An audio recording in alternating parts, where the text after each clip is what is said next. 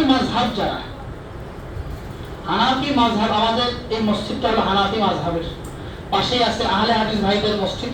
ওনাদের পদ্ধতি ভিন্ন, ওনারা জোরে আমিন বলে, আমরা আস্তে আমিন বলি। আমাদের পদ্ধতি দেখা দেওয়া হচ্ছে হাত এমন ভাবে তোলা, তিনটা রিওয়ায়াত আছে হাদিসে। একটা হলো কাঁধ বরাবর উঠানো, আরেকটা কান বরাবর উঠানো, আরেকটা মাথা বরাবর উঠানো, হাত উঠানো।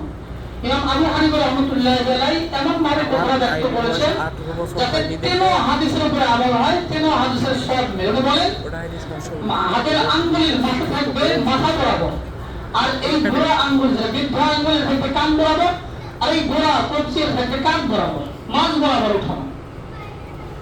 এটা উঠাতে এরকম নিয়ম, এইভাবে স্বাভাবিক অবস্থায় উঠানো। আর মানুষেরা উঠে কেমন করে? এরকম করে।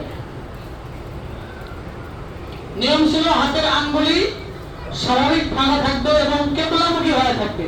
এটা পশ্চিম এদিক হয়ে আছে, যখন আমি পশ্চিম দিক হয়ে যাবো তখন আঙ্গুলগুলো কেবলামুখী হবে। কিন্তু মানুষেরা এটা ভুল, অথবা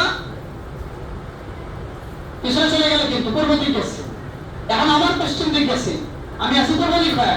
ওই মানুষ যখন পশ্চিম দিক হয় যখন করবে, এই হাতের আঙ্গুলগুলো পূর্ব দিক হয়ে গেল, নিষেধ, সুন্নাত পরিপন্থী।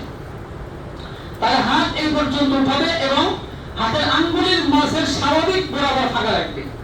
আঙ্গুলের ক্ষেত্রে ফতোয়ায়ে শামি, ইসলামী আইন গবেষণার সবচেয়ে গ্রহণযোগ্য কিতাব, এই কিতাবের ভিতরে আছে মানুষের হাতের আঙ্গুলি নামাজের ভিতরে তিন অবস্থা।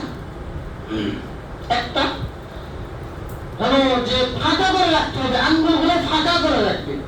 এটা হলো যখন রুকুতে থাকবে যাতে ফাঁকা করা সম্ভব, ফাঁকা করে রাখবে। দ্বিতীয় নাম্বার, সেজদায় যখন থাকবে, সেজদায় অবস্থায় তখন একদম মিলায় রাখবে, মাঝখানে ফাঁকা রাখবে না। বাকিগুলো যতগুলো হাত আছে, এই যে হাতগুলো হচ্ছে স্বাভাবিক, অথবা তাসাহুদে বসা, স্বাভাবিক অবস্থায় রাখা।